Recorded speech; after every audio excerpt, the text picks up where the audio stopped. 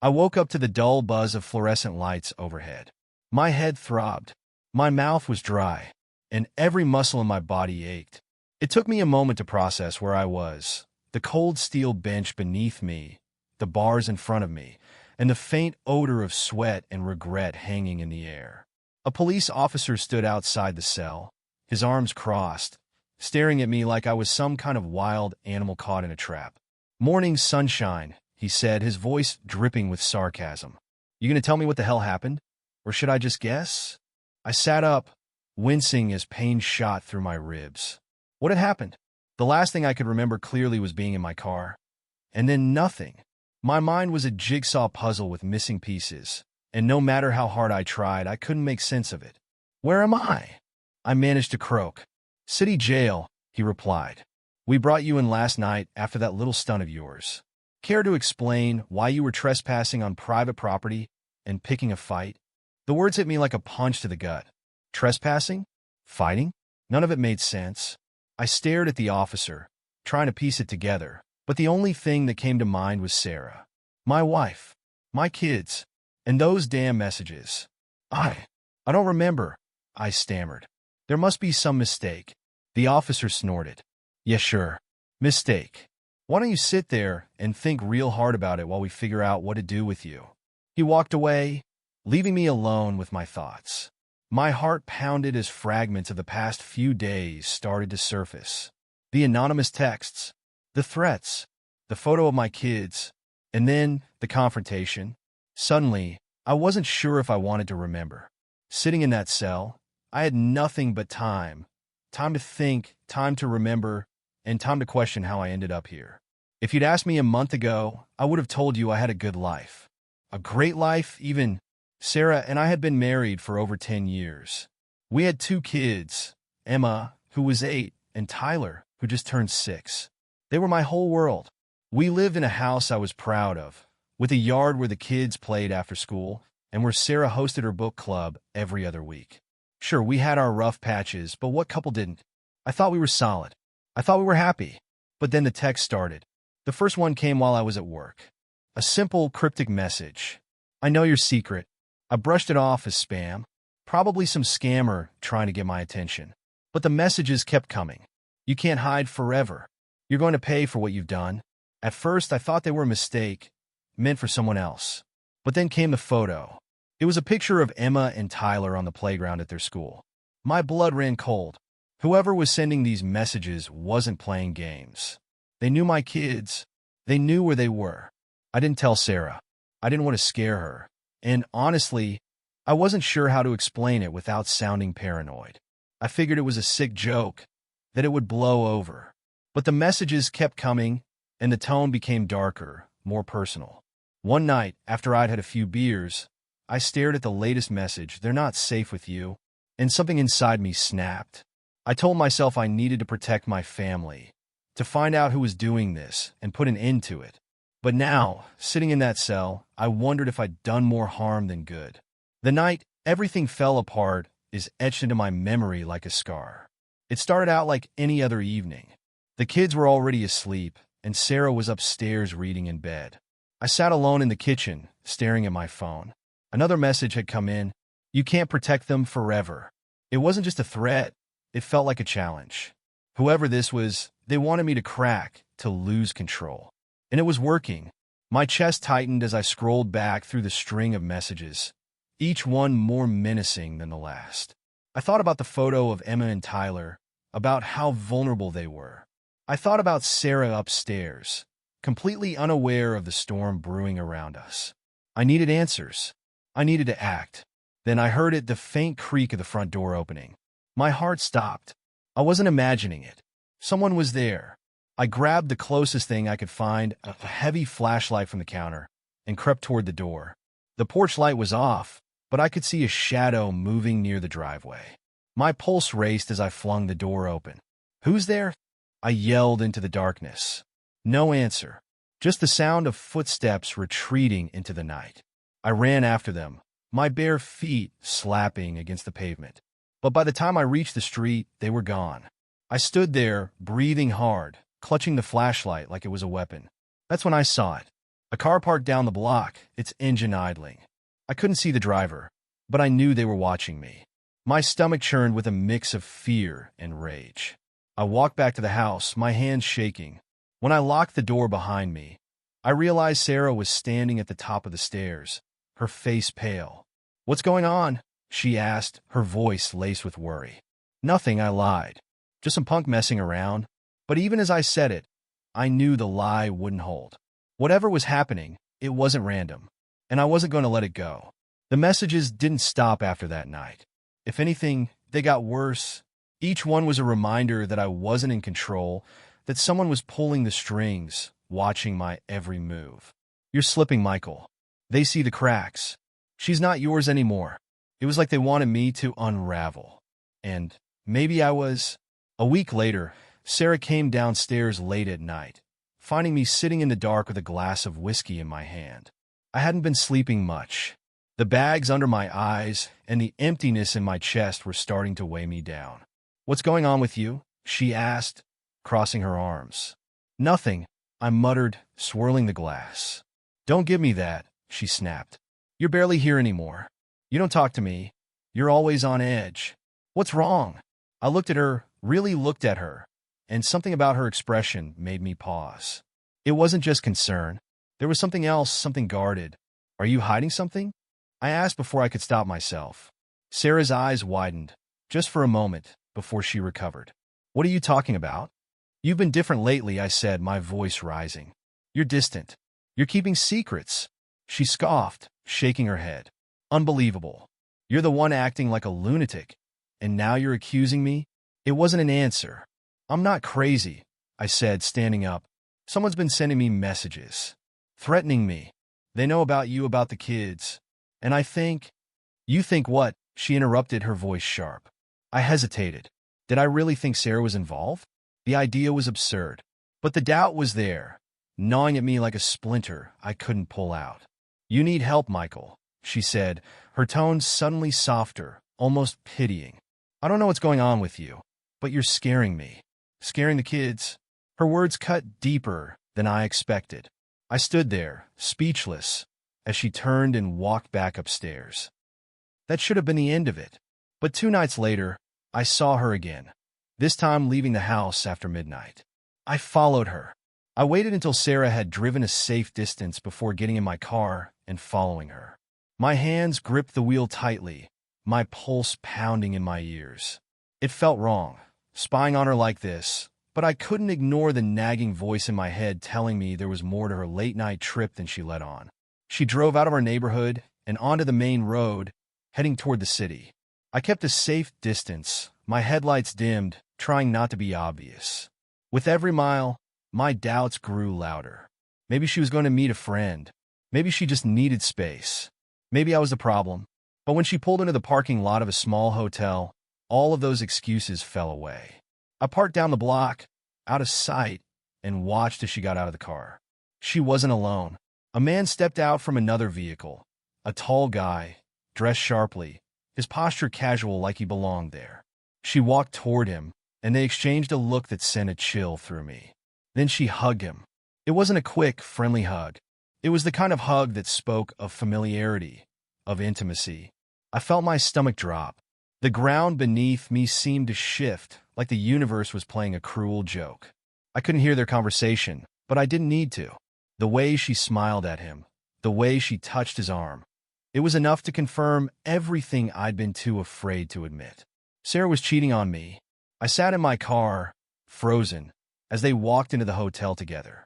My hands trembled on the steering wheel, anger and disbelief surging through me like a storm. I don't know how long I sat there, staring at the hotel entrance, trying to process what I'd just seen. Part of me wanted to burst through the doors and confront them. Another part of me wanted to turn around and drive home, pretend I'd never seen any of it. But I couldn't let it go. I got out of the car and walked toward the hotel, my fists clenched. I didn't have a plan, just an overwhelming need for answers. When I reached the lobby, the receptionist glanced at me but didn't say anything. I stood there for a moment, looking at the elevator doors. They'd already gone up. My heart raced as I debated what to do. That's when I heard a voice behind me. "Sir, Can I help you? I turned to see the man, him, standing there, looking at me with an expression that was half smug, half confused. You, I said, my voice low, trembling with rage. I don't remember much of what happened next. Only fragments. My fist connecting with his jaw, the sound of glass breaking, someone shouting. And then the police arrived. The next thing I remember is the cold steel of handcuffs biting into my wrists as two officers hauled me out of the hotel lobby. My knuckles were raw, my shirt torn, and my head throbbed from where I'd been slammed against the wall during the scuffle. Calm down, one of the officers barked as he shoved me into the back of a squad car. Calm down? I had just watched my wife walk into a hotel with another man, and now I was the one in custody. The injustice of it burned in my chest, but there was nothing I could do. The ride to the police station was a blur. My mind was a swirling storm of anger, heartbreak, and confusion. I replayed the scene over and over, the hug, the smile, the betrayal. At the station, they took my statement, though it was clear the officers weren't interested in my side of the story. To them, I was just another drunk, angry husband who couldn't control his temper. You're lucky he's not pressing charges, one officer said as they escorted me to a cell. I wanted to scream at them, to tell them what I'd seen, what had driven me to this point. But I knew it wouldn't matter. Sarah was probably already spinning her own version of events, painting me as the bad guy. As I sat there in the dim, stinking cell, I tried to sort through my emotions. The rage was still there, simmering just below the surface, but beneath it was something darker, something colder.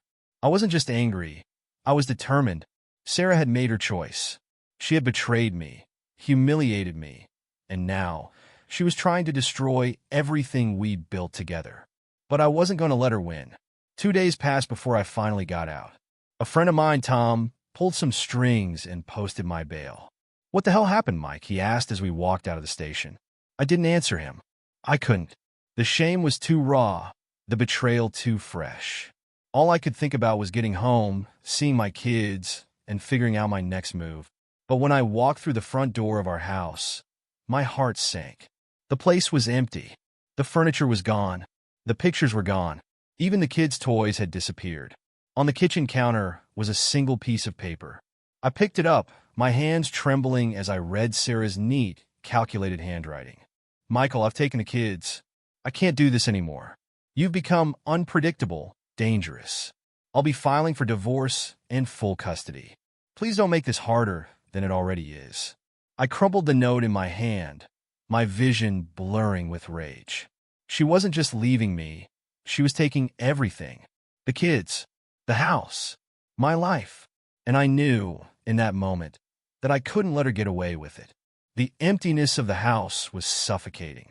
Every creak of the floorboards echoed like a taunt, reminding me of what had been taken. My kids' laughter, the smell of Sarah's coffee in the morning, the framed photos on the mantel. It was all gone. I sank into the bare floor of the living room, clutching the crumpled note in my hand.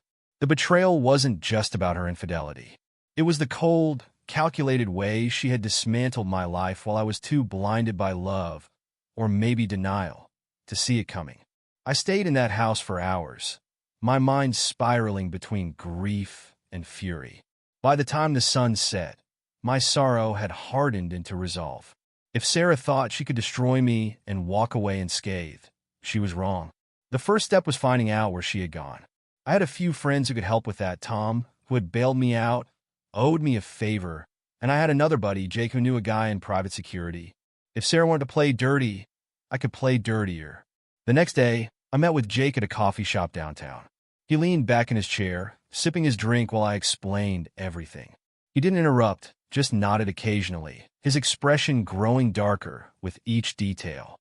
Sounds like she's been planning this for a while, he said when I was finished. You think I don't know that? I snapped. I was wound too tight, and I hated how desperate I sounded. Easy, Mike, Jake said, holding up a hand. Look, I know a guy who can track her down. If she's with this other man, there'll be a paper trail, hotels, credit cards, something. We'll find her. I nodded, though the idea of uncovering even more lies made my stomach turn. And then what? That's up to you, Jake said, his tone careful. But if you're serious about fighting back, you need to do it smart. Document everything. Get proof she's unfit to have custody. Build your case, and don't let her corner you. I knew he was right, but there was a part of me that wanted something more immediate, more personal. Later that day, I went to the police station to retrieve some paperwork from my arrest. It felt humiliating, walking back in there, but I wasn't expecting to see her. Emily, the officer who had processed me, was standing at the counter. She caught my eye and gave me a slight nod. "How's it going, Michael?" she asked, her tone professional, but not unkind. I hesitated. "I've been better." She tilted her head, studying me for a moment. "You've got that look. The one people get when they're about to do something stupid." I let out a bitter laugh. "You're not wrong. Care to talk about it?" she asked, surprising me. I didn't know why I opened up to her, but I did. Maybe it was because she wasn't judging me, or maybe it was because I needed anyone to listen. When I finished, she leaned against the counter, her expression unreadable. "If you're thinking about revenge, don't do anything that'll land you back in here. You want to win? Be smarter than her. Use the system. Use the law." Her words stuck with me as I left the station. Over the next few days, I started piecing everything together. Jake's contact came through with information on Sarah and her lover, a divorce attorney, of all things. They were staying at a rental property downtown, one of those sleek, overpriced apartments meant for people who wanted to feel important. But it wasn't just where they were staying. I found out she had opened new credit cards in my name, drained one of our joint accounts, and was already working on filing paperwork to take the house and gain full custody of the kids. It was a setup, every move designed to paint me as unstable while she played the victim. But now I had the advantage. I had proof of her lies, her infidelity, and her underhanded tactics. I wasn't going to just defend myself. I was going to make sure Sarah regretted underestimating me. Once I had the pieces in place, it was time to make my move. Jake's contact had given me everything I needed: addresses, financial records, and even a timeline of Sarah's activities over the past few weeks. It was more than enough to build a case against her. But I wasn't just looking for legal leverage. I wanted her to feel the weight of what she had done. The first step was subtle. I needed to disrupt her plans without revealing my hand too soon. I contacted my attorney, a no-nonsense woman named Rachel, and handed over the documentation proving Sarah's infidelity and financial deceit. "This is a solid start," Rachel said, flipping through the files. "If we play this right, she won't have a leg to stand on in court." "Good," I said, my voice cold. But I'm not stopping there. The next part required patience and precision. I used the information Jake had gathered to find out when Sarah and her lover would be meeting next. It was a Friday night at the rental apartment downtown. I parked my car a block away, staying out of sight. The building security was tight, but Jake had taught me a few tricks. A quick phone call posing as a delivery driver got me access to the front door. Inside, I waited in the shadows, listening for their voices. When I heard them laughing, I felt a white-hot anger rise in my chest. But I forced myself to stay calm. I wasn't here to confront them. Not yet. Instead, I planted a small recording device in the living room and left unnoticed. I'd learned enough to know they wouldn't be careful about what they said when they thought they were alone. The next morning, I retrieved the device and listened to the recording. What I heard confirmed everything. Sarah's voice was clear, laced with the same arrogance that had fueled her betrayal. "It's almost done," she said. "Once the house is mine and the kids are with me, he'll have nothing left. He'll either sign the papers or go to jail for harassment. Either way, we win." Her lover laughed, a smug, condescending sound that made my blood boil. "You got him wrapped around your finger. He doesn't stand a chance." I hit stop, my hands shaking. This was it. This was what I needed to destroy her plans. I didn't wait long to act. I met with Rachel and handed her the recording. She nodded approvingly. "This will crush her case. No judge is going to side with her after hearing this." But I wanted more than a legal victory. I wanted Sarah to know I wasn't the fool she thought I was. That evening, I sent her the recording anonymously, along with a simple message. "I know everything. You'll get what you deserve." The fallout was immediate. Sarah tried calling me, but I ignored her. Then the text came, frantic and panicked. "Michael, please, let's talk. You don't understand. You're making a mistake." I didn't respond. Let her feel the fear for once. Let her wonder what I would do next. The next day, I ran into Emily at the station. She caught me as I was leaving, a sly smile on her face. "I heard you've been busy," she said. I couldn't help but smirk. "You could say that?" Emily tilted her head, studying me. "So, what's the end game? You going to ruin her? Or are you looking for something more?" Her question caught me off guard. "I don't know," I admitted. "Maybe both." She nodded, as if she understood more than I'd said. "Just be careful, Michael. Revenge has a way of turning into something else if you're not careful." Her words stayed with me as I left. For the first time in weeks, I felt like I had a glimmer of control over my life. But the game wasn't over yet. The pieces were in place. Sarah's plans were unraveling, and I had the upper hand for the first time since this nightmare began. But there was one thing left to do: confront her directly. I waited until late evening, knowing she would be home. My kids weren't there. She had taken them to stay with her parents. The thought of her using them as pawns in her twisted game only fueled my resolve. I drove to her rental apartment and knocked on the door. It took her a moment to answer, and when she did, her face paled. "Michael," she said, her voice trembling. "What are you doing here?" "We need to talk," I said, stepping inside without waiting for an invitation. She backed away, her eyes darting around the room as if looking for an escape. "This isn't a good time." "Cut the crap, Sarah," I snapped. "I know everything. The lies, the affair, the plans to take the house and the kids. It's over." She opened her mouth to argue, but I didn't let her. I pulled out my phone and hit play on the recording. Her voice filled the room, her words damning and undeniable. When it ended, she sank onto the couch, her head in her hands. "Michael, you don't understand. Don't you dare tell me I don't understand," I shouted, the anger I'd been holding back finally breaking through. "I trusted you.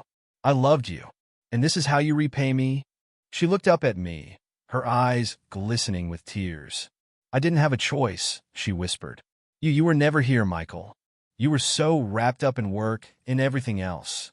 I felt invisible. Don't try to blame this on me," I said, my voice cold. "You didn't come to me. You didn't try to fix things. You decided to destroy me instead." Her silence was deafening. I paced the room, my thoughts racing. I had the power to ruin her, to take everything from her the way she had tried to take everything from me. But as I looked at her, sitting there broken and defeated, a different thought crept into my mind. What would this do to the kids? Destroying her wouldn't just hurt her, it would hurt Emma and Tyler. They didn't deserve to be caught in the crossfire of our war. "I could take this to court," I said finally, my voice steady but firm. "I could play that recording for the judge and make sure you lose custody, the house, everything. But I won't. On one condition."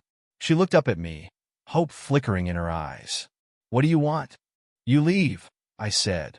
"You sign over custody of the kids to me, you give up your claim to the house, and you disappear. I don't care where you go, but you're not dragging our children through this mess." For a long moment, she just stared at me. Then slowly she nodded. "Okay," she said softly. "I'll do it." The next few weeks were a blur of legal proceedings and quiet goodbyes. True to her word, Sarah signed the custody papers and moved out of state. I didn't ask where she was going, and she didn't offer. The kids came home, confused but relieved to be back in familiar surroundings. I did my best to explain things in a way they could understand, without poisoning them against their mother. It wasn't easy, but for the first time in a long time, I felt like I could breathe. One evening, not long after the dust had settled, I ran into Emily again. This time, it wasn't at the station. It was at a coffee shop downtown. She smiled when she saw me. "Hey, Michael, how's life treating you?" I shrugged, a small smile tugging at the corner of my mouth. "Getting better. Still figuring things out." She gestured to the seat across from her. "Want some company?" I hesitated for only a moment before sitting down. As we talked, I realized something. The storm I'd been through had nearly broken me, but it hadn't. I was still standing. And maybe, just maybe, the future wasn't as bleak as it had seemed.